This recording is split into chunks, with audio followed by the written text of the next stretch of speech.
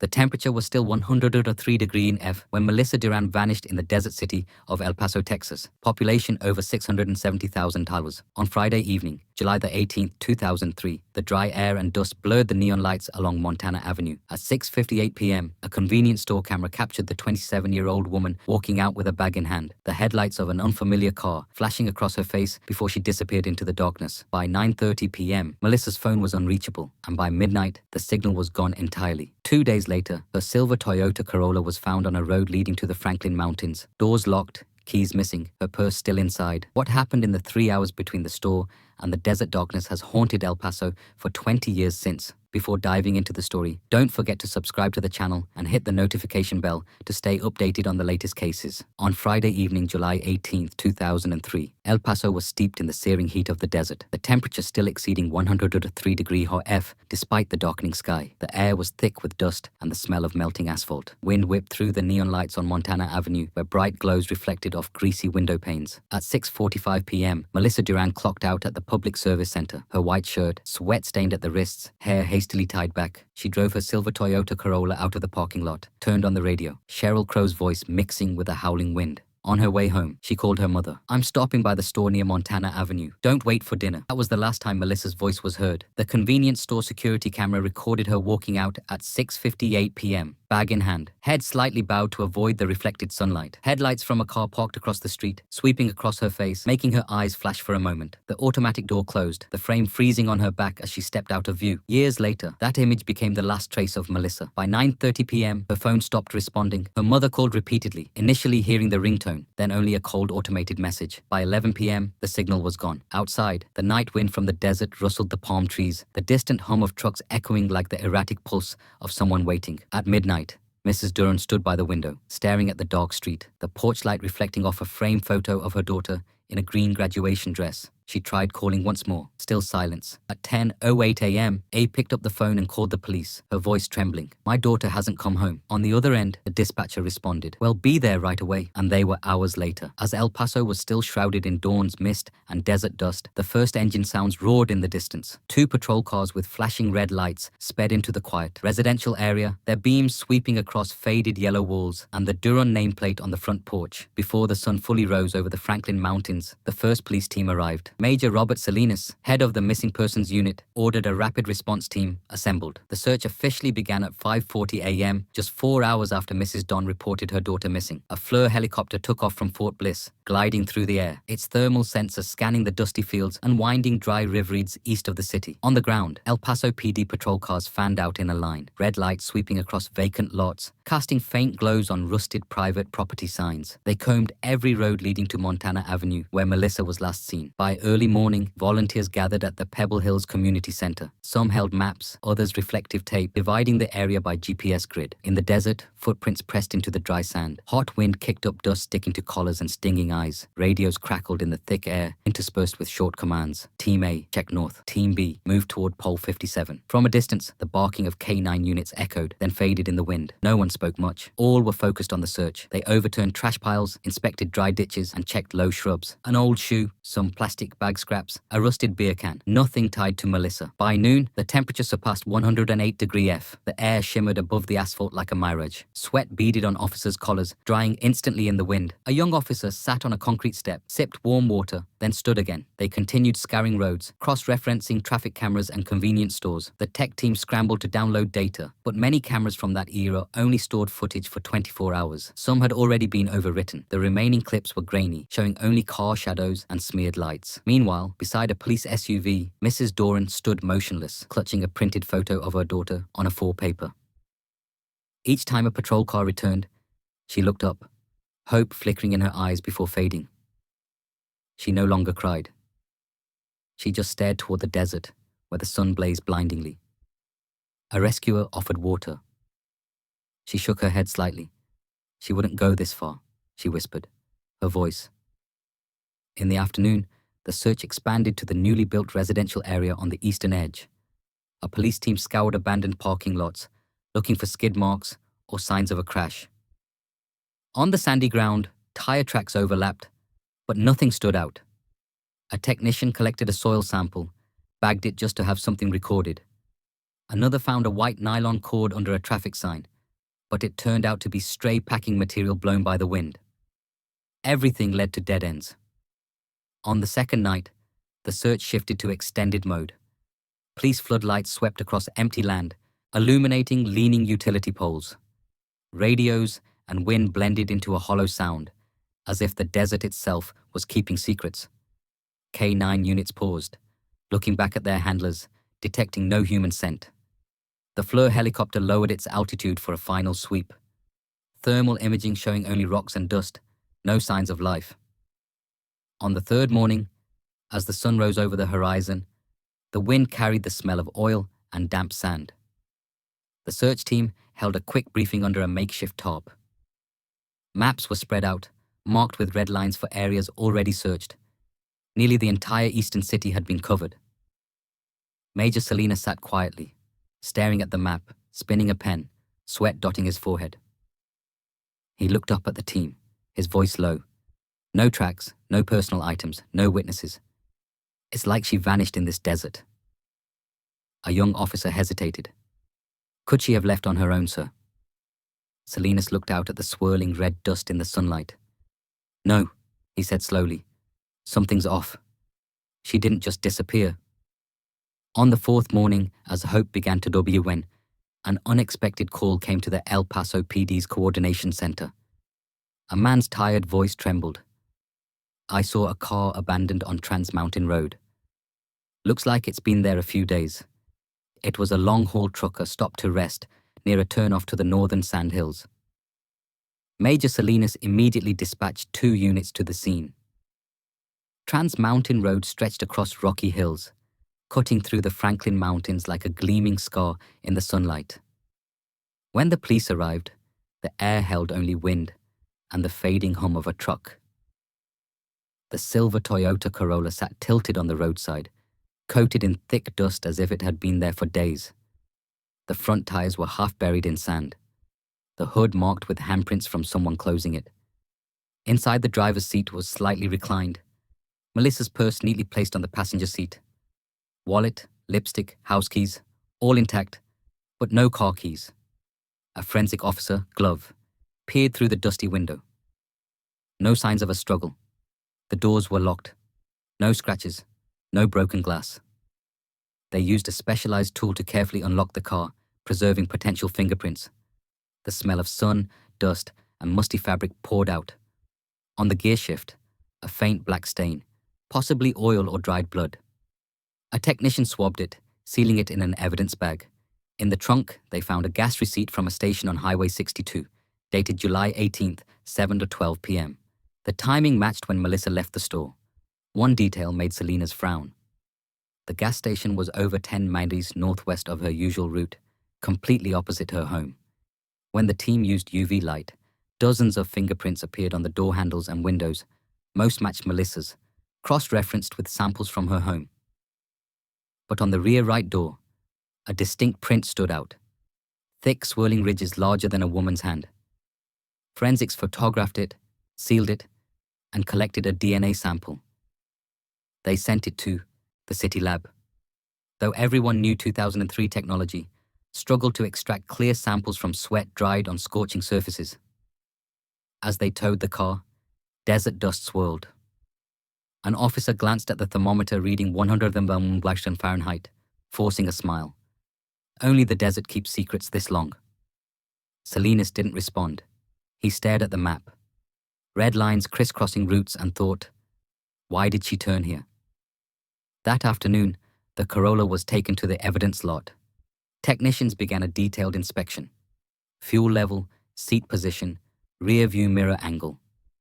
The driver's seat was pulled back farther than usual, suggesting someone taller than Melissa had driven. The rear view mirror was tilted right. On the floor, dried red mud clung, the kind found in the Trans Mountain area, but not in the urban zone where Melissa lived. A shoe print was cast in plaster, but it was too faint for comparison. In the glove compartment, they found an old parking ticket, a stack of music CDs, and a health insurance card. No trace of her phone. As the sun set behind the Franklin Mountains, the car sat silently in the impound lot, surrounded by yellow tape and blue-green LED lights.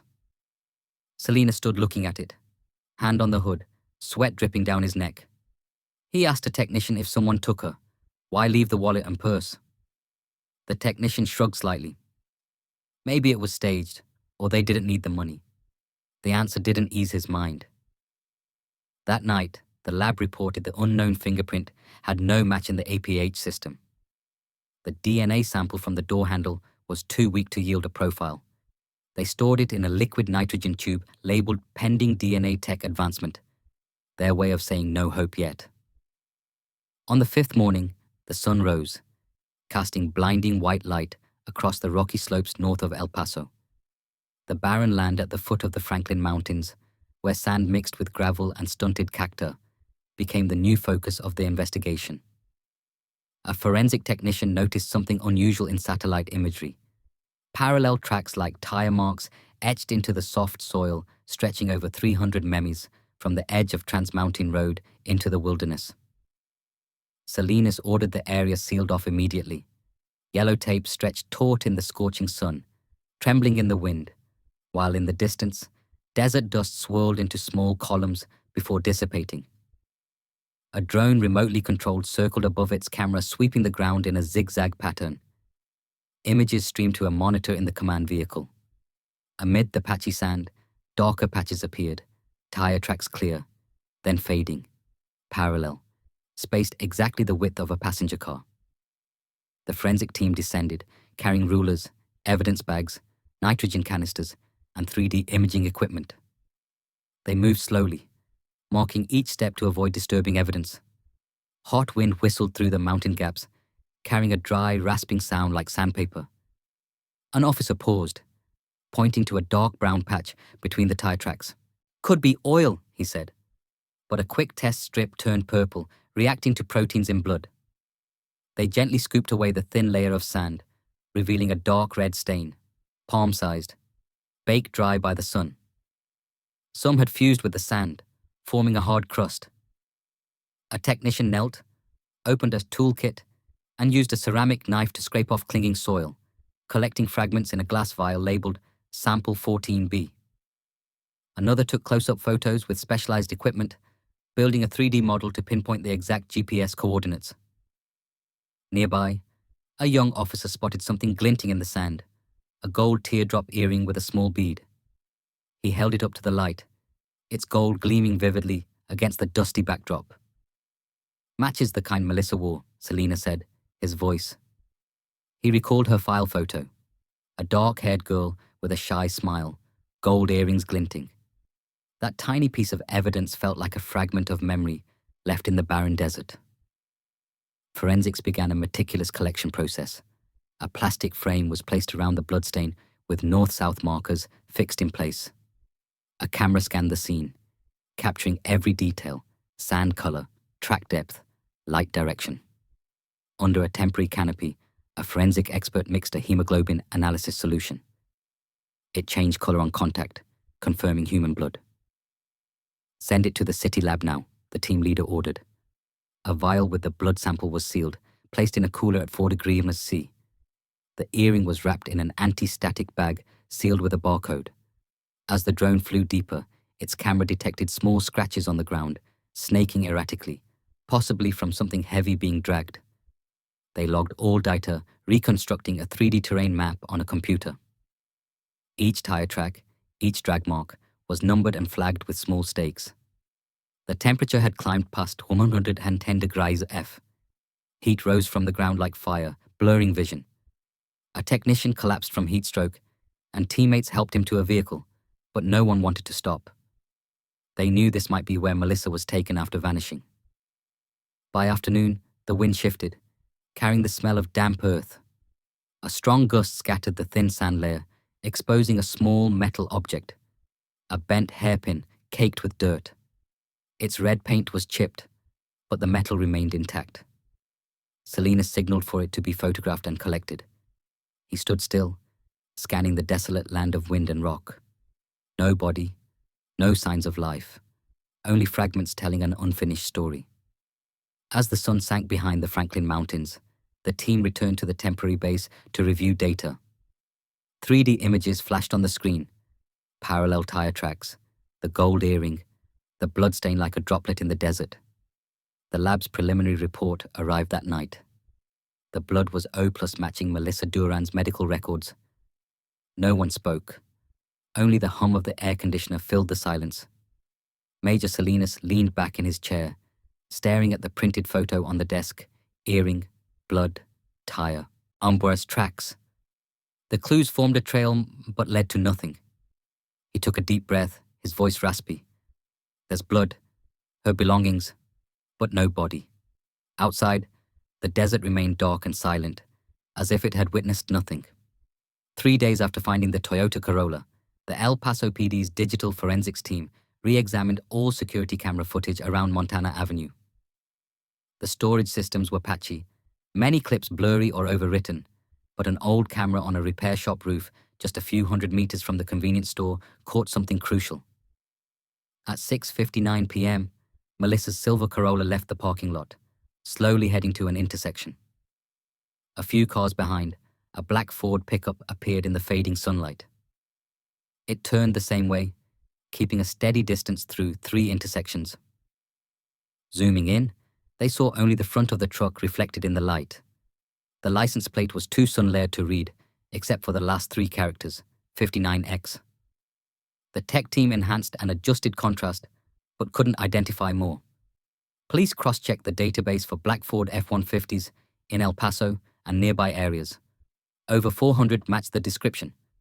The number disheartened the team. Salinas stared at the endless list on the digital board, shaking his head. If he's not in this list, it's a stolen truck. But no theft reports from that week matched. While data was analyzed, investigators met the only person who might have seen Melissa that night, the convenience store's evening clerk. The young woman, Sofia Torres, recalled, "She bought a bottle of water and some snacks. While ringing her up, I saw a man outside wearing a red cap, staring through the glass. Sofia said he didn't come in, just leaned against a pole, hands in pockets, tall with broad shoulders. When Melissa walked out, he watched her, then got into a black car parked nearby. Minutes later, he was talking on the phone, his voice different, not local, maybe Midwestern, a bit drawn out.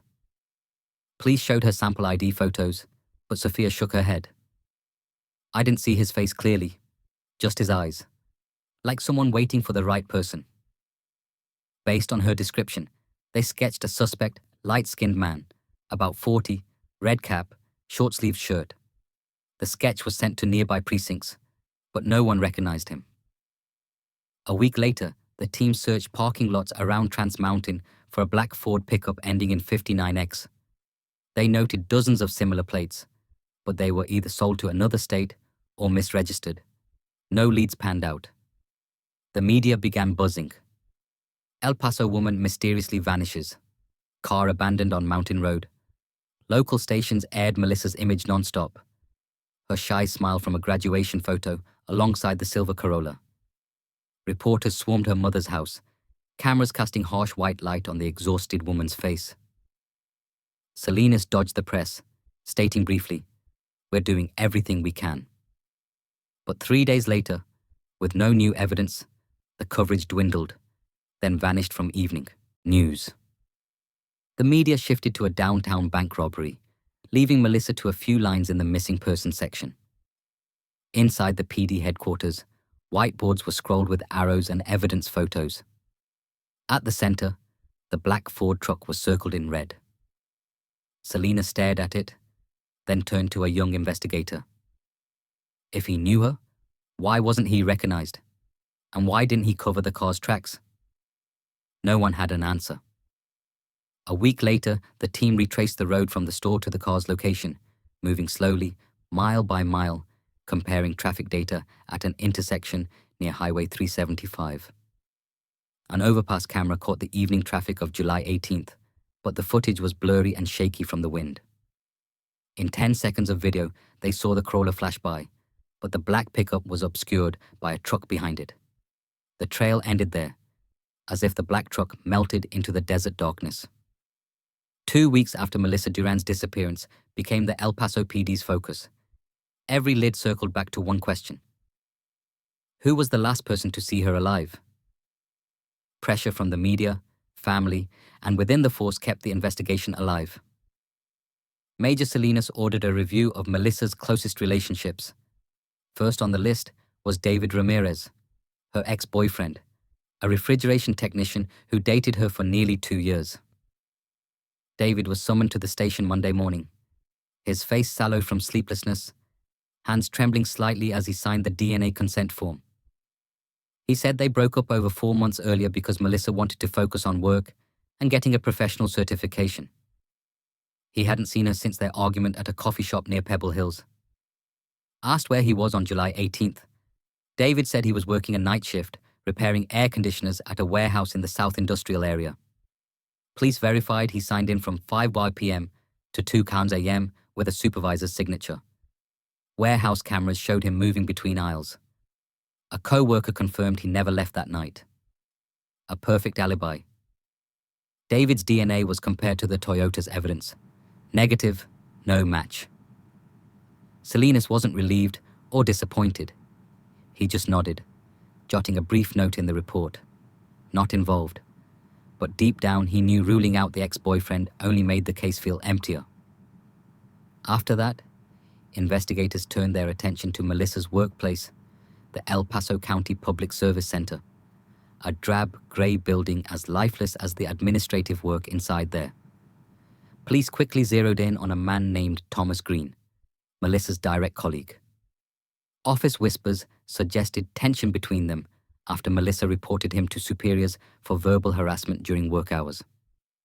Green, 42, had been temporarily suspended 2 weeks before her disappearance. When questioned, he tried to keep his voice steady, but his eyes blinked rapidly. I didn't do anything to her. She made it up. That night, I was home with my wife watching the game. Green's wife confirmed he was home, but her voice carried hesitation. Police obtained a warrant to search Green's pickup truck. In the trunk, they found a few strands of hair on a rubber mat. The samples were sent for testing along with DNA from Melissa's fingernails for comparison. Results?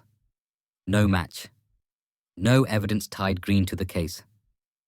A quick meeting was held in the command room, the air thick with the smell of stale coffee and damp paper. The whiteboard was covered with notes, arrows, and enlarged photos of Melissa and the black Ford truck. Everything circled back to square one.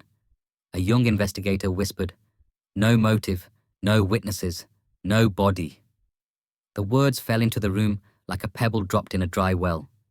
No one responded. August passed, and the press stopped asking questions. TV stations moved on to new cases. The police no longer received funding for the search, but for Salinas, Melissa's case was never over. He kept her file in the right drawer of his desk, under an old lighter. Many nights, he stayed late, flipping through photos, rereading reports. On the screen, the black Ford pickup appeared, hazy in the sunlight, its 59X license plate, like a code. He zoomed in, trying to make out a small tattoo on the driver's wrist, a black-edged triangle like a symbol from a club or old unit. No Texas database recorded a matching tattoo he jotted in his notebook. Possibly a veteran, maybe a mechanic, maybe someone who knew her. But it was all guesswork. Not enough for an arrest warrant. Not enough for an interstate investigation. All physical evidence from fingerprints to blood samples to hair was too sparse or too faint to conclude anything. In early 2004, Melissa Duran's case was officially classified as pending investigation. On hold, but not closed with no resources to continue. The file was labeled red and stored in the evidence vault alongside dozens of other unsolved cases. Yet, for those who touched the case, the memory lingered. A forensic technician who collected samples in the desert said she still dreamed of the gold earring glinting in the sand. Salinas kept driving by Montana Avenue after shifts, stopping at the old convenience store where the camera last captured Melissa. He'd turn off the engine, stare through the dusty glass, picturing the young woman walking out, bag in hand, headlights sweeping across her face. Then he'd quietly drive away. The case paused, but the obsession didn't. It clung silently to everyone involved, like desert dust, invisible, but ever present in the air.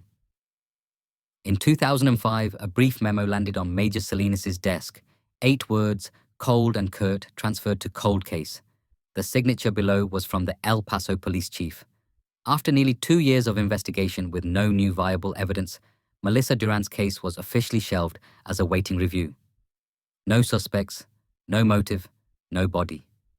Only sealed evidence bags remained, along with the fading memories of those who once believed they could find the young woman in the Franklin Desert. The evidence room sat in the basement of the old PD headquarters, where pale, fluorescent lights bathed rows of iron shelves packed with paper boxes. Each box wore a case number, year, and note. A single surveillance camera swept the aisles. When a clerk carefully placed the Duran Case 2003 box on the third row, the handwritten black marker label smudged slightly from sweat. No one noticed that the small box would sit untouched for nearly 2 decades. Inside, a gold earring, a gas receipt, sealed soil samples, and a CD with crime scene photos. All were resealed with police tape bearing Salinas' signature and the stamp evidence sealed. For the police, it was a failed missing persons case. For the Duran family, it was a wound that never healed. Every year on July 18th, Mrs. Duran and a few relatives drove to the desolate land near Trans Mountain Road where her daughter's car was found. They set up a small wooden marker, placed white daisies, and lit candles. Desert wind whipped the flames, curling smoke into the dust. Sitting by Melissa's photo, her vibrant smile worn by years of sand and wind, Mrs. Duran whispered, "Just let me know where you are in the city." The disappearance faded from memory. Search volunteers moved to new units, retired, or took on other cases. Montana Avenue changed. The convenience store became a fast food joint. The old camera removed, the sign replaced with a new logo. No one spoke of the young woman who vanished. One El Paso summer night. Only stacks of files remained in metal cabinets, each name an unfinished story. Salinas retired in 2008.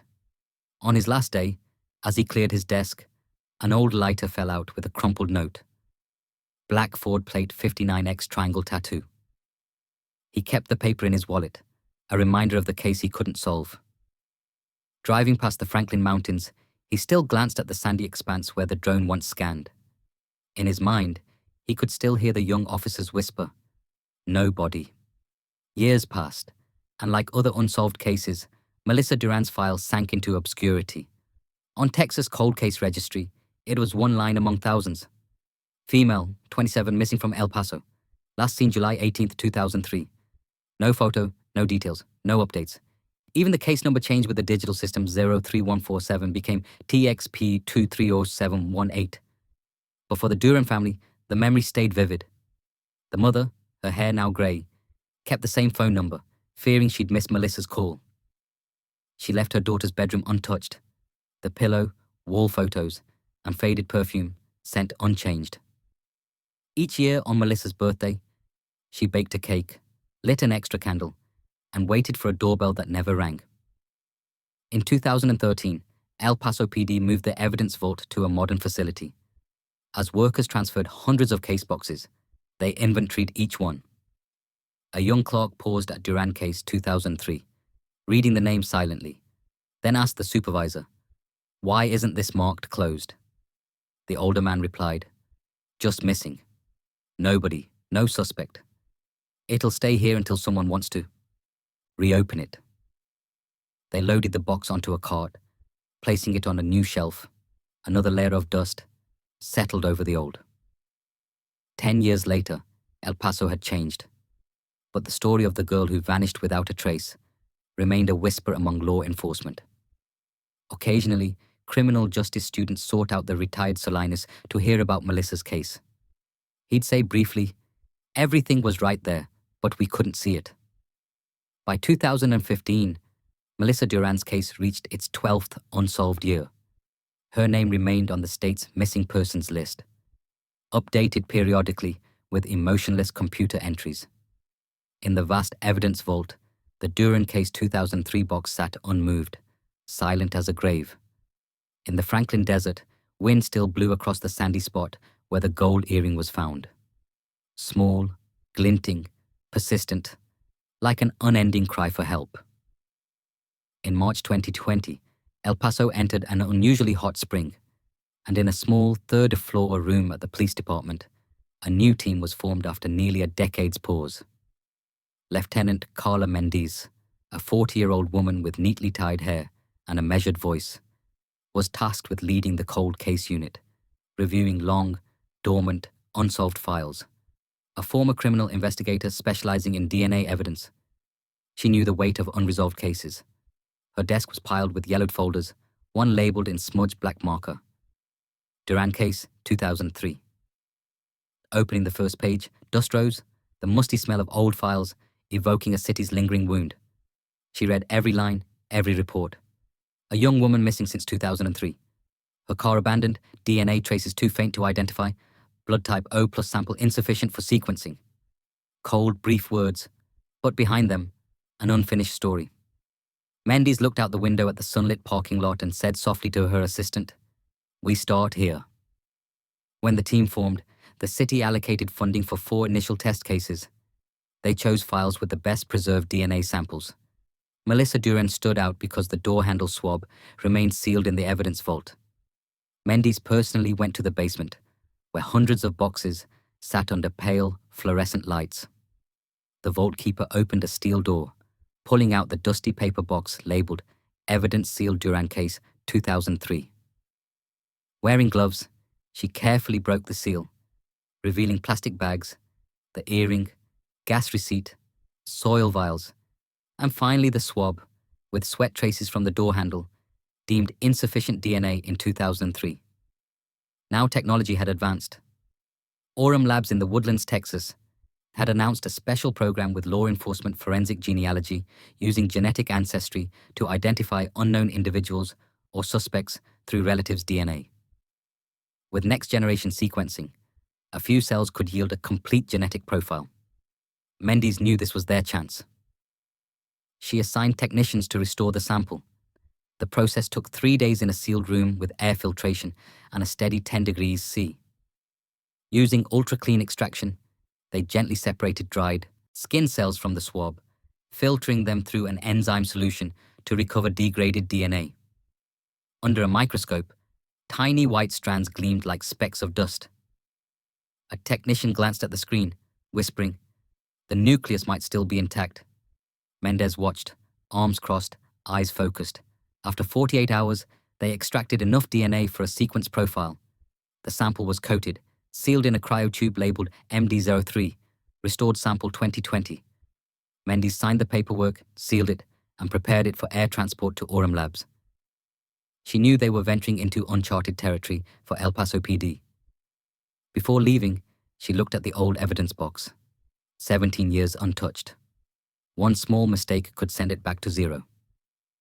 The next morning, the sample box was placed in a nitrogen-cooled container, hand-delivered to an armed courier. Destination, the Woodlands, Texas, nearly 700 meters from El Paso. On the shipping form, the final line was typed in bold. Cold case DNA analysis request, forensic genealogy study. 3 days later, an email confirmation arrived from Orem. Mendez opened her laptop reading. Sample received in good condition. Whole genome sequencing initiated. Preliminary results expected in 10 days. She exhaled, leaning back. For the first time in nearly 2 decades, Melissa Duran's case might move forward. While waiting, Mendez studied cases solved by forensic genealogy. The Golden State Killer, Fort Worth Jane Doe. She meticulously noted how suspects were traced through relatives on GED match. If Melissa was murdered, she told her team, her killer is still among us. His DNA or his family's will betray him. A week after sending the sample, Lieutenant Carla Mendez received an email from Orem Labs titled Preliminary Genealogy Match Report, Duran Case. She opened the file, the first line making her heart race, genetic profile successfully reconstructed. 3.2 billion base pairs mapped.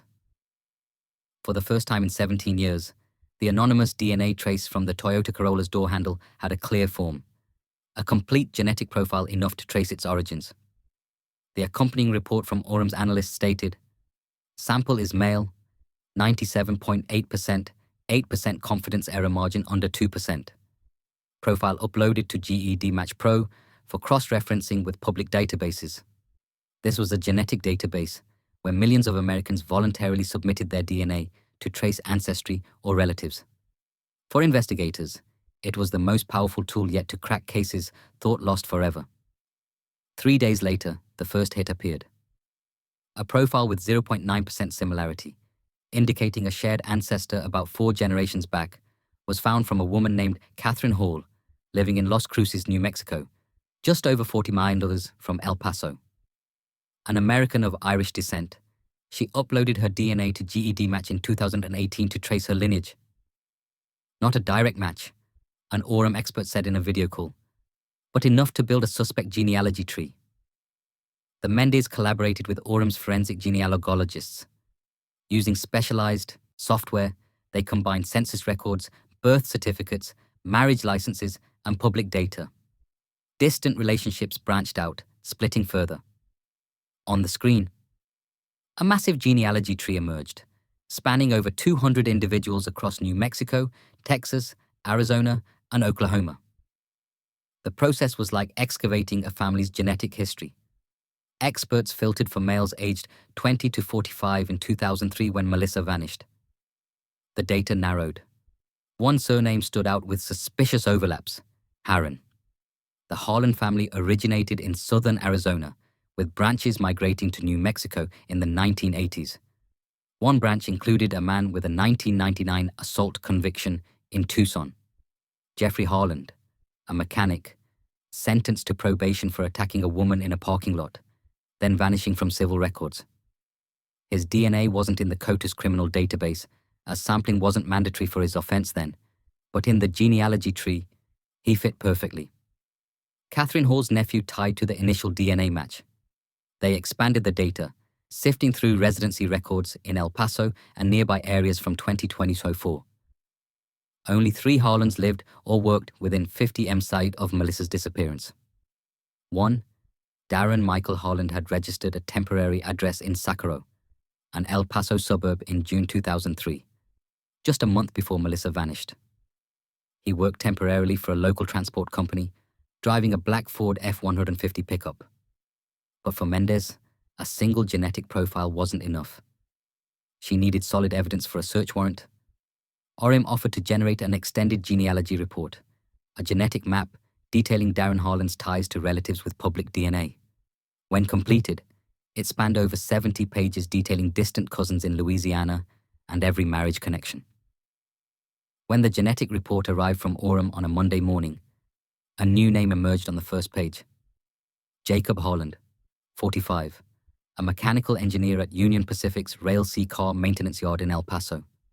He belonged to a second Harlan branch directly related to Darren M. Harlan, the man whose DNA matched the sample from Melissa's car door handle. Mendes reread the name, her nerves taut. Orum's final report concluded 99.2%, 2% probability the DNA belongs to Jacob Harron or his son. Born in 1978, Jacob studied mechanical engineering in Albuquerque before moving to El Paso for work. DMV records showed he lived in Horizon City, just 6 miles east of Melissa's home. An old traffic police record silenced the team on July 18, 2003 at 7:12 p.m. Just over 20 minutes after the camera captured Melissa's final image, Jacob Harlan was ticketed for speeding 15 miles over the limit on Montana Avenue. The ticket signed by Sergeant Don Phillips noted the location as the intersection of Montana and Chelsea, matching the direction Melissa drove from the store before vanishing. A coincidence too striking to ignore. Lieutenant Mendes reopened the entire 2003 case file. In the old reports, a note mentioned that an unidentified driver was stopped by police near the Archie Oise disappearance scene, but deemed unrelated. Back then, investigators had no idea that driver was Jacob Harlan. 1 year, and that name was right in front of us, Mendes said softly, almost a whisper. Immediately, the cold case team planned covert surveillance. El Paso PD coordinated with the local FBI branch, assigning 2 undercover agents to monitor Jacob's home in the Vista del Sol suburb. The single-story grey house had a 2-door garage and a wooden fence out back. Each morning, Jacob drove a 2002 black Ford Ranger, the same model and color as the pickup. Following Melissa in the store's camera footage, Mendes ordered the tech team to check the license plate TX759X, 1 digit off from the 59X captured in the blurry 2003 footage. However, old DMV records showed Jacob had changed his plate in 2006.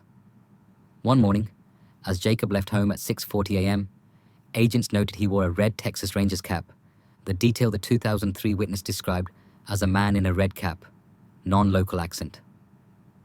The pieces were falling into place, cold and clear. During the first week of surveillance, Jacob lived a perfectly normal life. He went to work at the Railard, came home on time, and fished at Ascarete Lake on weekends. No suspicious behavior except his habit of leaving home at midnight, driving around the Franklin Mountains, where Melissa's blood and earring were found. When tailed, he'd stop, smoke, stare silently at the desert, then return home. Mendes sent something off as if he was checking to ensure a secret stayed buried under that sand. She reviewed his criminal record. Jacob had no arrests, only minor traffic violations and a small bar fight in Tucson in 2001, but a former colleague's statement caught her attention. Jacob had sudden bursts of anger, especially if someone touched his truck. Union Pacific records noted a 3-day suspension for striking a coworker who used his tools. He's meticulous, precise, almost obsessive about control, his old supervisor wrote. Mendes noted control tendency fits a kidnapping profile. On October 12, 2021, El Paso PD secured a technical surveillance warrant, cameras outside Jacob's home, and a GPS tracker on his Ford Ranger. Simultaneously, Mendes requested a warrant from Texas Forensics for biological waste collection. 3 days later, the team retrieved a soda can and cigarette butt Jacob discarded in his trash. When the cigarette butt's DNA was analyzed, it matched the sample from Melissa Duran's car door handle with 99.999% certainty. The moment Mendes received the report, she sat in silence. Everything she'd read for months, genealogy, data, maps, notes, now had concrete biological evidence. But for an arrest warrant, they needed a second sample taken directly from a personal item to avoid legal disputes. On day 27, Jacob switched to night shifts. While he was at work, agents gained 12-minute access to his apartment using a legally copied key under the surveillance warrant. Wearing nitrile gloves, they scanned the sink and kitchen with UV light. In the bathroom, they found a blue toothbrush, bristles worn, dried toothpaste at the base. It was collected, sealed in a bio-insulated bag labeled SV27A. When the team left, no trace remained. Everything was back in place. The toothbrush DNA was rushed to Orem Labs and the FBI Forensic Unit for parallel testing. Results came 48 hours later at 2:17 a.m. Mendes was in the van when the email arrived, the screen's glow lighting her tense face. Result: full autosomal STR match. Probability of identity 1 in 2.4 quadrillion. Source: Jacob Heron. A perfect match.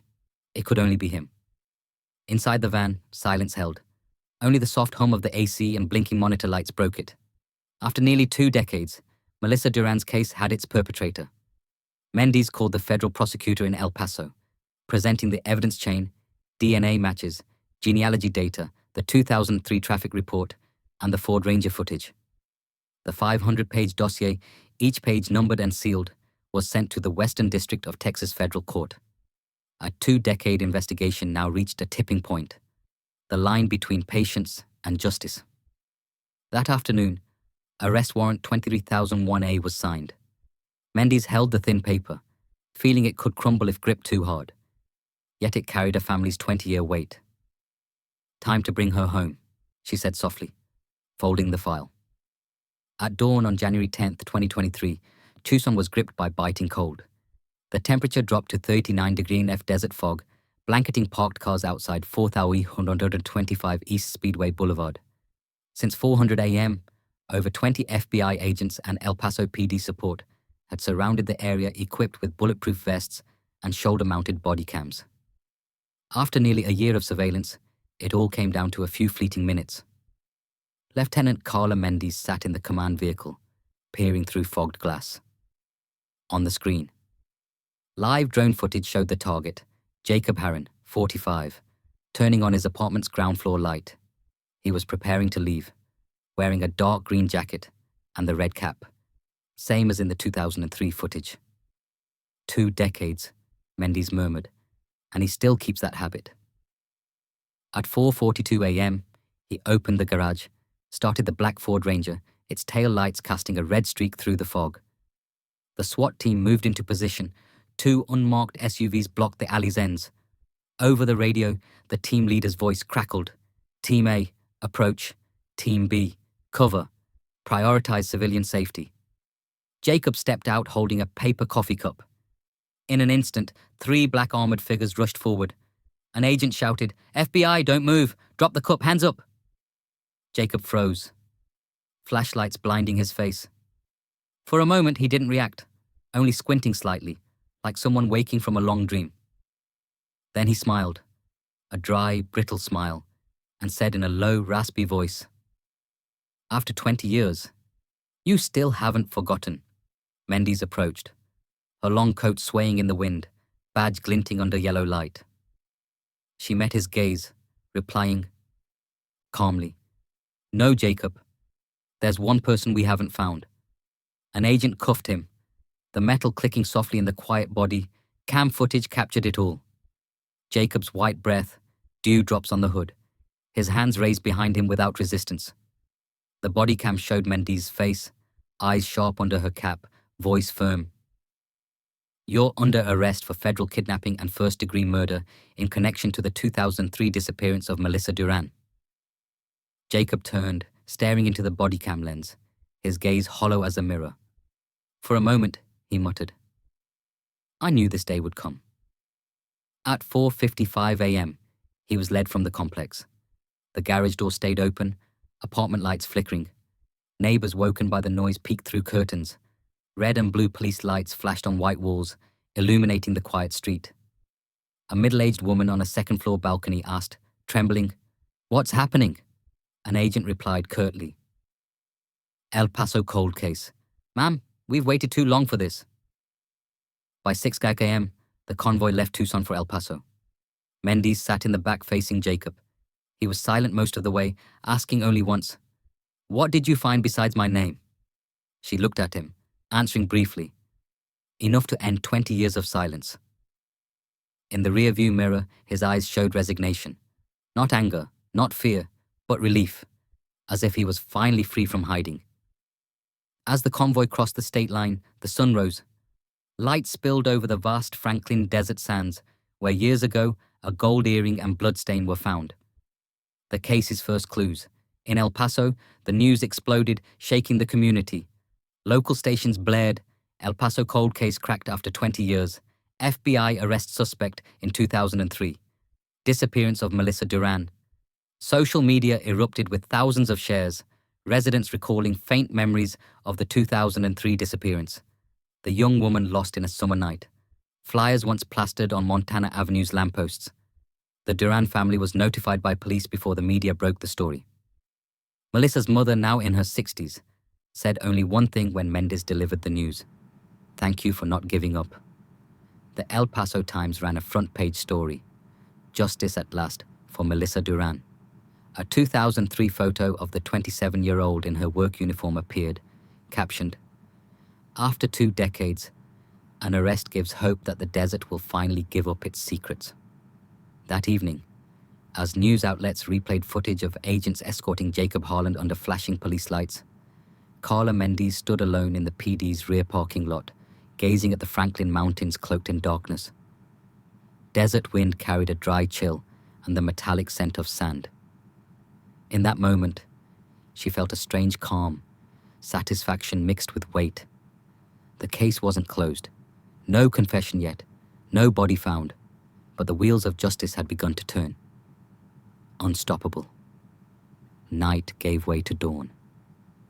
El Paso woke to the grey light of a winter morning, and at the police headquarters ground floor, a small interrogation room was ready.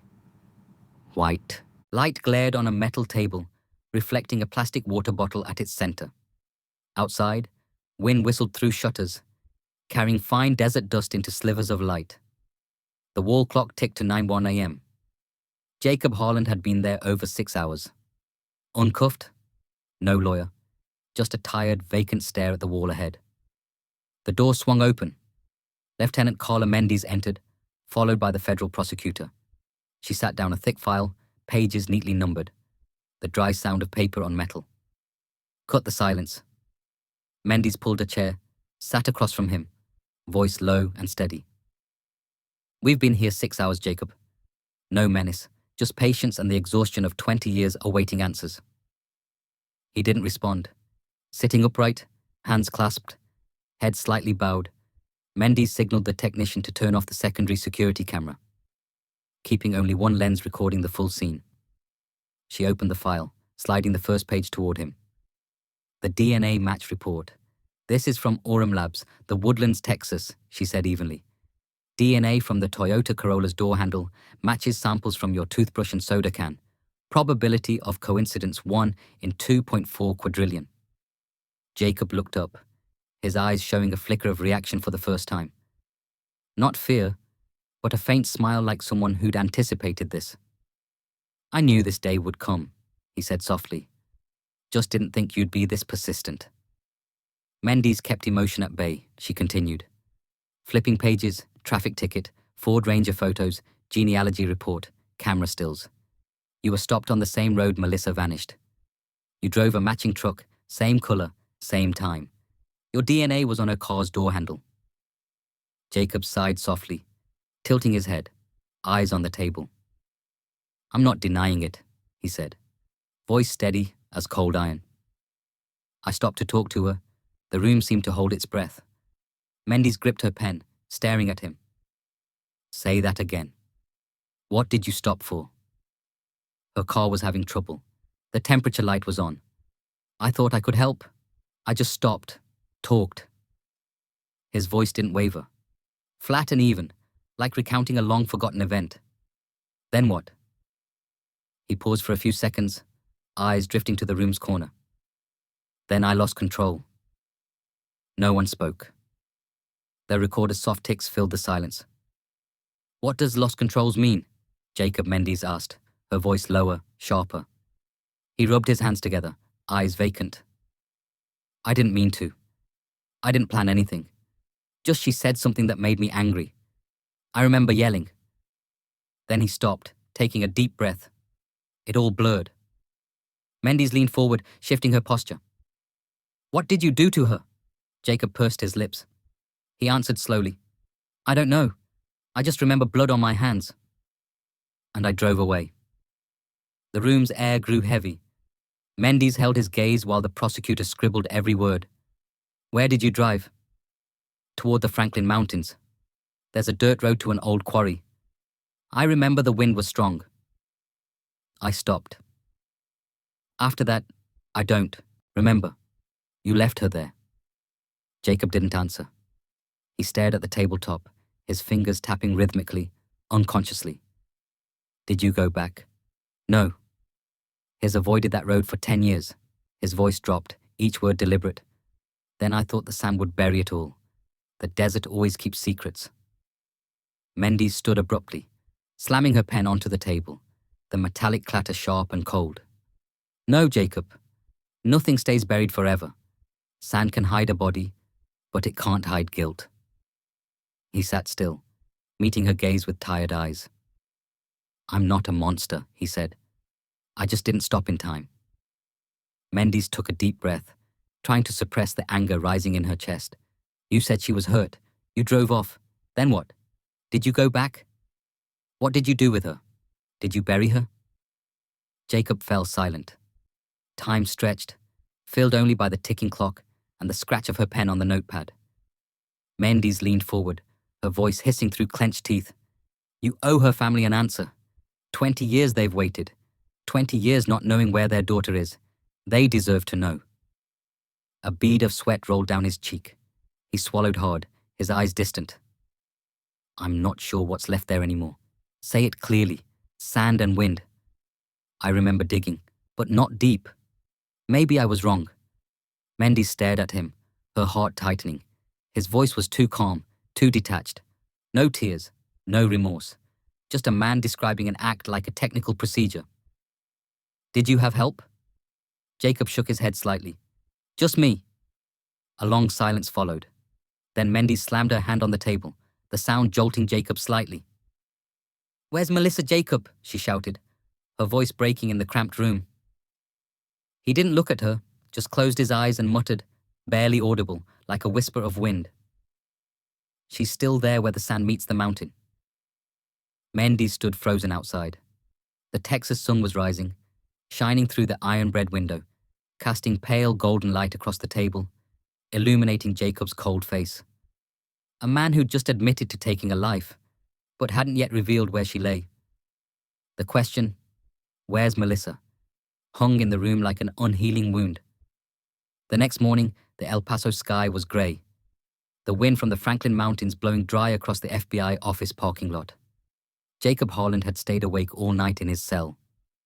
When Mendes entered, he sat upright, hands on the table, his gaze no longer evasive, but cold, as if he'd made a decision. I want to talk to you. Only you, he said, his voice, and I'll tell you where she is. Mendes sat down, pushing an old case file aside. He took a slow breath and began unprompted. That night, I didn't mean to. I just wanted her to be quiet, but things got out of hand. He paused, staring at the narrow window in the wall. I drove north along Trans Mountain, the old unpaved road. There was a broken power pole from a storm that year, about 3 meters off the main road. I stopped there. Mendes froze. The broken pole, a detail from the 2003 search team's topographic map. They hadn't had time to survey. Jacob continued, his voice steady, like reading a technical report. I remember an odd rock shaped like an arrow pointing down. I used a shovel to dig. The wind was strong. The sand covered it fast. I buried her in a nylon top I had in the truck. I thought no one would find her. Mendes opened her notebook, writing every word. Can you draw a map? He nodded. A guard brought him a blank sheet of paper and a pencil. He bent over, sketching quickly shaky but precise lines. A winding dirt road, a lightning bolt power symbol, an arrow-shaped rock, and a red X next to scrolled text, 1.8 mi off the highway, west of Franklin. When he looked up, the paper was dusted with graphite, the lines thin and trembling. He slid the map toward Mendes. You'll find her there, he said softly.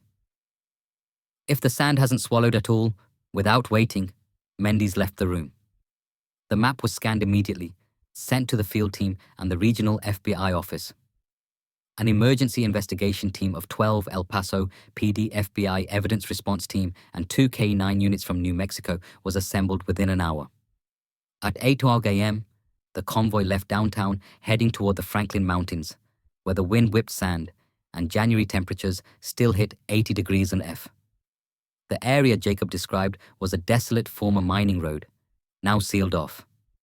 Under a dry yellow sky, drones flew high to scan the terrain. From the control screen, a technician spotted a broken power pole leaning west, about 2 miles from Highway 375, exactly as mapped. When the team arrived, sand swirled in thick layers. A K9 named Rex suddenly winded, sniffing around a large rock shaped like an arrow. Nearby, a slight depression in the ground looked freshly compacted. A technician marked it with orange spray paint, staking the scene.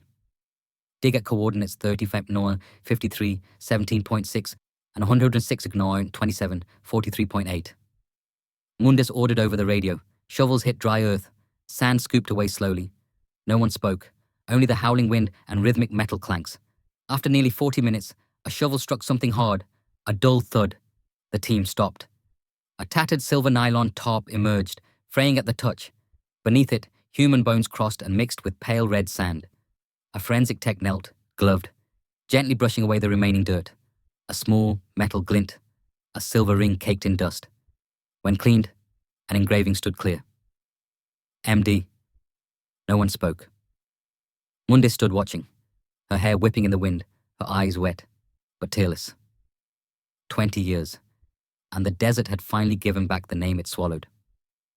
The remains were processed under strict forensic protocol. Each bone, each fabric scrap was 3D photographed, sealed, labeled, and sent to the lab. Drones circled above, capturing the site from multiple angles.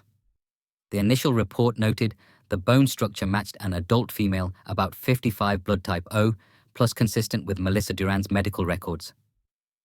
3 days later, DNA from the jawbone matched a sample from Melissa's mother, 100% confirmed. That morning, Mendes brought the results envelope to Mrs. Duran's home. The frail woman opened the door, her hands trembling as she held the paper. Reading the final line, match probability 99.999%. Identity confirmed. Melissa Duran, she didn't cry, only whispered, "She's home." Outside, the El Paso sun blazed over the desert, lighting the Franklin Range where desperate searches once unfolded. A police team erected a temporary wooden sign, Site D203, Duran Recovery Area. That night, Mendes returned to the site. She sat by the arrow-shaped rock, holding an old photo of Melissa at graduation, smiling brightly in the wind. She placed it on the ground near the spot once marked with a red X on the killer's map and whispered, "We found you, Melissa." The desert kept its word. Somewhere far off, wind howled through broken power poles, carrying a long wail like a belated closure to 20 years of silence. And under the pale moonlight spilling over the Franklin Mountains, they say, if you listen closely, you can still hear a faint sound, the wind rustling through freshly uncovered sand, where Melissa Duran was finally named. The morning after the body was found, the area at the base of the Franklin Mountains was fully sealed off under harsh white sunlight. Yellow FBI tape stretched across the desert, glinting in the wind. A federal forensic team from Quantico arrived overnight, bringing portable bone recovery equipment and an inert gas preservation chamber. They set up a temporary canopy, laid plastic flooring, and secured the site with steel stakes as if working on the moon. Every grain of sand was evidence. Lead technician Dr. Laura Keene, who worked the 2010 Santa Fe excavation, directed the team through a 3-phase protocol: survey, excavation, preservation. Everything was recorded in 360 degrees, scanned with LAR to create a digital replica of the burial pit. The first sand layers were brushed away with stiff bristles, not shovels, to avoid damaging the structure. When they reached the silver nylon tarp, the body's outer wrapping, they cordoned off an extra meter radius to ensure no material was missed. A specialist sampled soil microbes, testing for decay. The sand beneath the nylon showed unusually high phosphate and nitrogen levels typical of human tissue decomposition. After over 4 hours, the main bones, skull, pelvis, arms were lifted, placed in foam-lined trays, and covered with polythene to block direct light. Each piece was numbered DR01 to DR74. At the El Paso Forensic Lab, bone recovery and preservation began. Under electron microscopes, experts confirmed the bones had weathered for over 18 years, matching the estimated timeline. But what silenced the room was a distinct mark around the neck, a 3.4 millimeters deep horizontal groove around cervical vertebrae C4 to C6, indicating death by mechanical strangulation. The report detailed tiny twisted fibers clung to the neck bones and jaw, their polymer structure matching one on rope made in Phoenix in the early 2000s, the same type found in Jacob Harlan's truck during a search. In a closed briefing, Dr. Keene told the team, "The fracture patterns show strong, consistent force, not accidental, no secondary trauma. She died on the spot. July 18th, 2003. On the table, Mendes stared at a 3D reconstructed skull of Melissa. The jaw slightly tilted, neck bones fractured at sharp angles. No further explanation was needed. It was clear. Alongside bone analysis, evidence techs examined the nylon tarp. Under a microscope, they found faint imprints resembling a truck bed's edge, suggesting it was cut from a cargo cover. When compared to a partially torn tarp found in Jacob's garage, the match was exact. Forensic trace texts found 3 light brown hairs in a top knot with Jacob's DNA on them, plus a female skin cell matching Melissa's, 2 genetic strands intertwined in a 0.2 megadis sample. Undeniable proof. In the toxicology lab, they tested for sedatives or alcohol, but found none. Melissa was fully conscious when strangled. The report concluded, no anesthetics, no major defensive wounds. The victim was likely surprised, attacked from behind. The 300-page forensic report, over an inch thick, included hundreds of site photos, gene charts, material analyses, and mechanical force simulations. Its final bolded line, cause of death, mechanical asphyxiation via nylon ligature. Time of death approximately 21 hours, 22. July 18, 2003. Below Dr. Laura Keane signed, stamping it red confirmed by Federal Forensic Unit. On February 15, 2023, the Duran forensic report was filed in federal court. As the prosecutor presented it to the judge, he said one short, heavy sentence, no doubt remains. She was murdered on July 18, 2003. On the meeting room screen, a 3D reconstructed image of Melissa's face appeared, her gaze serene against a black background. Mendes stood silent, hand on the table's edge, hearing the wind through the glass. 20 years of pursuit, doubt, and waiting, now reduced to 3 stark words. Mechanical asphyxiation confirmed. As she left the room, the Franklin sky turned golden, sunlight slanting through dry palm fronds, casting long streaks on the desert ground. There, where a 27-year-old woman was once buried, the team placed a small stainless steel plaque. Melissa Duran found, identified, and never forgotten. Below in smaller text, a quote from Dr. Keane's notes. Sand can hide a body, but it can never hide the truth. In mid-March 2023, the Western District of Texas, El Paso Division Federal Courthouse, lit up early. A closed grand jury convened in courtroom 4B.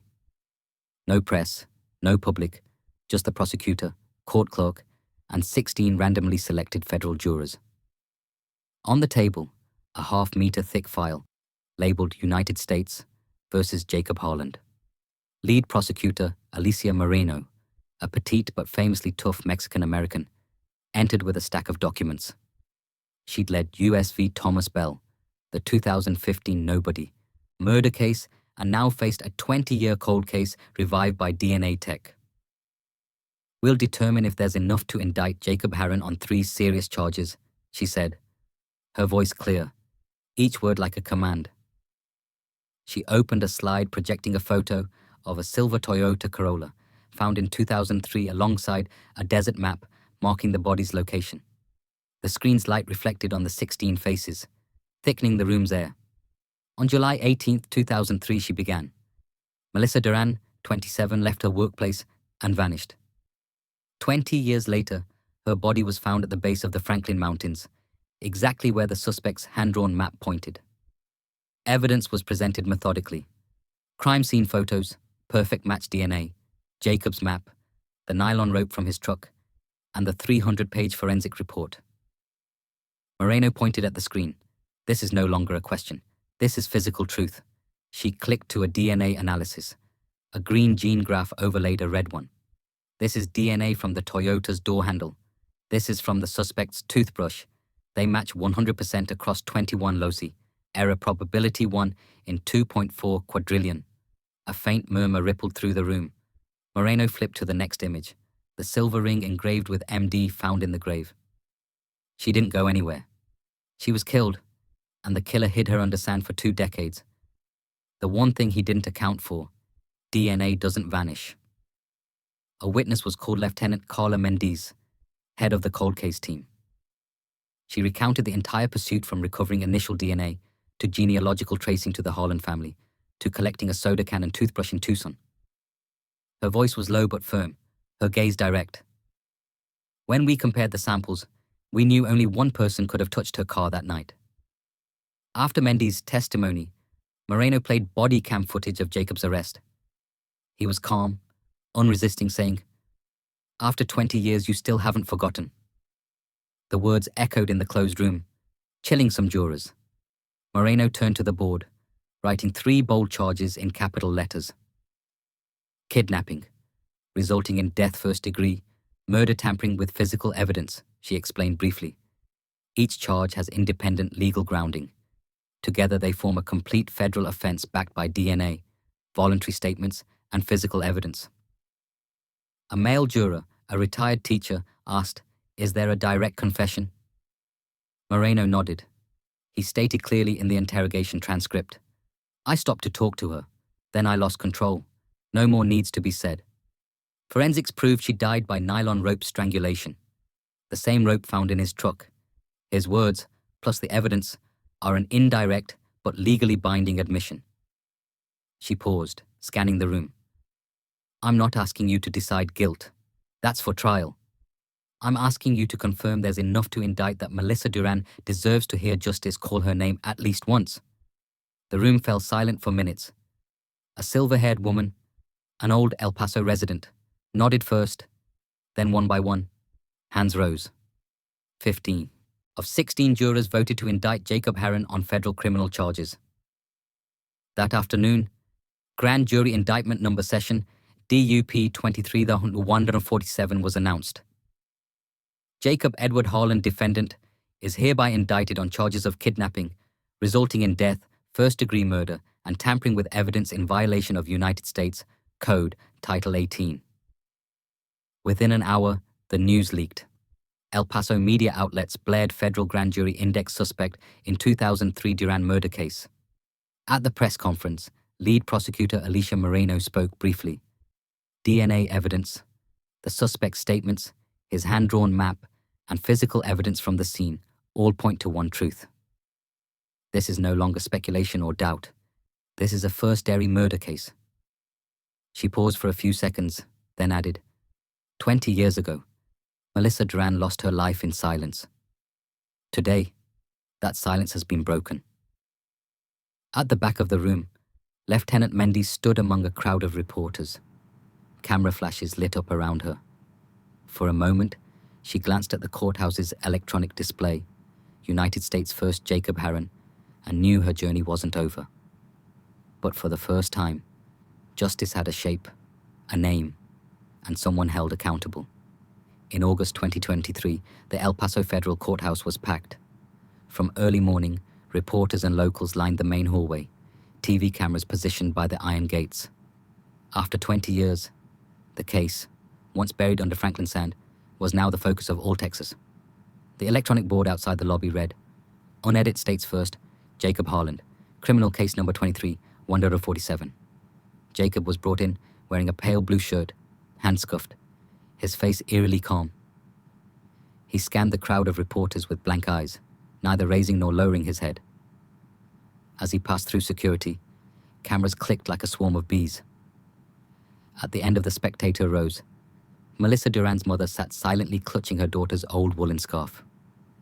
For the prosecution, Alicia Moreno, lead federal prosecutor, headed a team of 5. Opposite defense attorney Thomas Kepler, a veteran expert in data privacy law, known for planting reasonable doubt in jurors' minds. Judge Samuel O'Reilly presided. He opened briefly, his voice growly. "This is a landmark case, not just for the time past, but because technology has brought the past back. The 12 jurors your duty is to determine, is the defendant guilty based on evidence and reason, not emotion."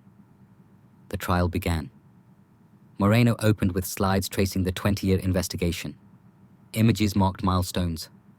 The silver Toyota Corolla, the 2003 Franklin desert scene, the dust-covered Duran case 2003 evidence box in storage.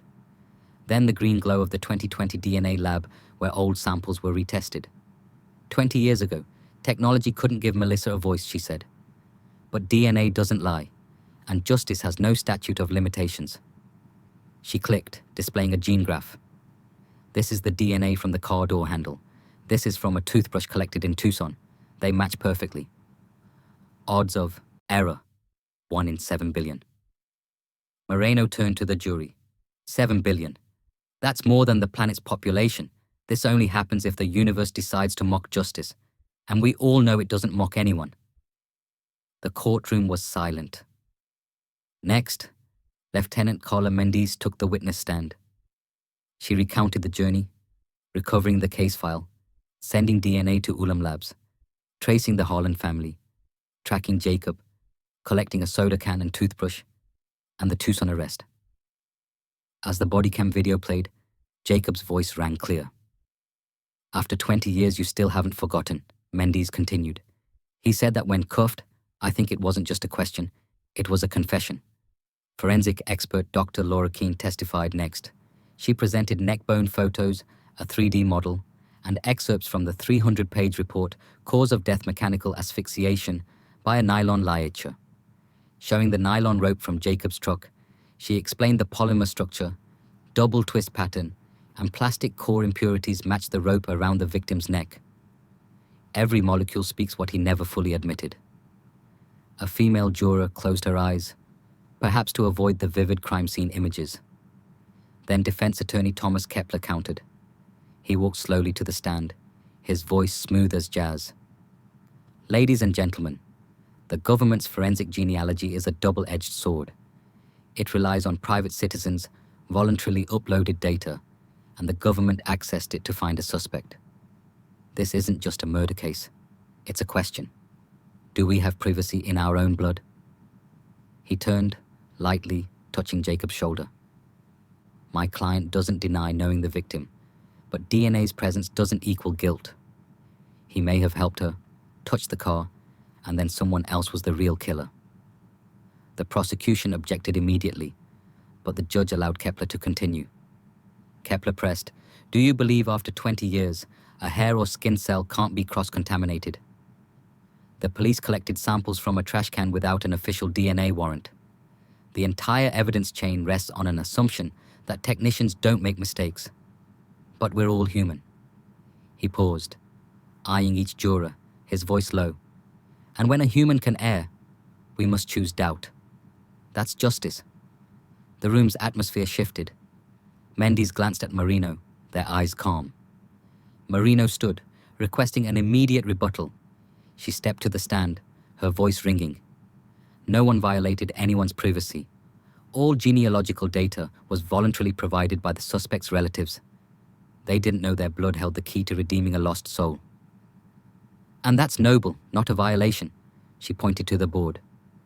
We have DNA, his hand-drawn map, his statement. I lost control. The nylon rope, the MD engraved ring, the forensic report, and arrest footage. If that's not enough, I ask you, what more evidence do we need? A desert wind whispering he's guilty. Moreno paused, staring at the jury. No, we don't need the desert to answer. Science has already spoken. The trial lasted 10 days. Every session was packed with hundreds watching online. Texas media dubbed it the trial of the desert ghost. In her closing argument, Moreno spoke for 7 minutes. She didn't read lengthy notes, just held Melissa's graduation photo and placed it on the stand. This is the woman justice forgot for 20 years. Now I ask you to bring her back. Judge O'Reilly recited the charges. Kidnapping resulting in death, first-degree murder, tampering with evidence. The jury left to deliberate at 3:05 p.m. 3 hours later at 6:10 p.m. They returned. No one met each other's eyes. Faces heavy. The clerk stood. Has the jury reached a verdict? The forewoman, a silver-haired woman, nodded, her voice trembling. We have your honor. We, the jury, find the defendant, Jacob Edward Harlan, guilty on all counts. The courtroom erupted in murmurs, then fell silent. Jacob's expression didn't change. He stared ahead, lips pursed, eyes empty. Mendes, in the back row, exhaled, hands clasped. She felt no joy, only a lingering emptiness. For though justice was served, nothing could restore Melissa Duran's lost time. Moreno bowed her head, gathering her files and whispered, 20 years, and the desert finally spoke. Outside, dusk fell over El Paso, light staining the Franklin Range red like a final curtain on a dark chapter, once buried by time. Now justice had a shape, a name, and a verdict. On September 14th, 2023, the El Paso Federal Courthouse was packed again. No more startled media lenses, no more local chatter. Today was sentencing day. On the bench, Judge Samuel O'Reilly sat sternly, his silver hair catching the ceiling light.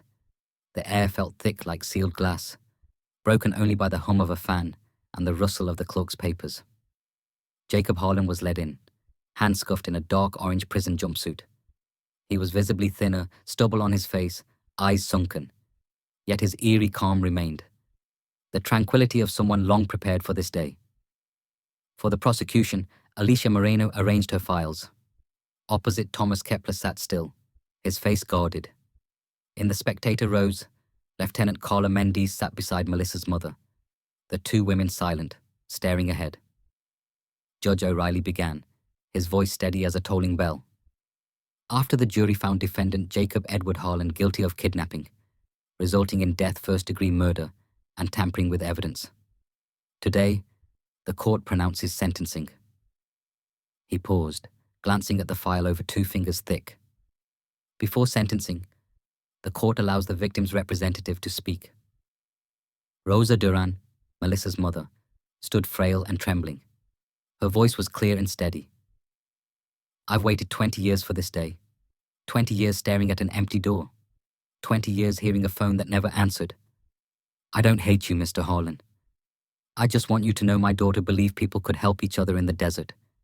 And that belief killed her. I hope you remember that every morning you wake in your cell. The courtroom was silent. A man in the back bowed his head, eyes red. As she sat, the judge nodded, then turned to Jacob. Does the defendant have final words before sentencing? Jacob stood, hands cuffed. He scanned the room, every eye on him. His voice was slow, neither justifying nor pleading. I've been waiting for this day. Now I can sleep. A sharp exhale echoed from the back. Not pity, but the exhaustion of all, a 2-decade wait of buried truth. The judge tapped his gavel lightly, his voice firm. The court, in the name of the United States, sentences defendant Jacob Edward Harlan to life imprisonment without parole for first-degree murder, with concurrent sentences for kidnapping, resulting in death and tampering with evidence. The defendant will serve at ADX Florence, Colorado. No parole, no consideration for release. The gavel struck 3 times, echoing like a final punctuation to 20 years of pursuit. Moreno bowed her head, closing her files, lips tight. Mendes sat still, clutching Melissa's photo. In it, the young woman smiled brightly, hair fluttering in the wind, a stolen moment gone forever. Marshall stepped forward. Jacob Harlan, move. He didn't resist. As he was let out, he glanced back briefly, his eyes lingering on Melissa's photo on the table before Mendes.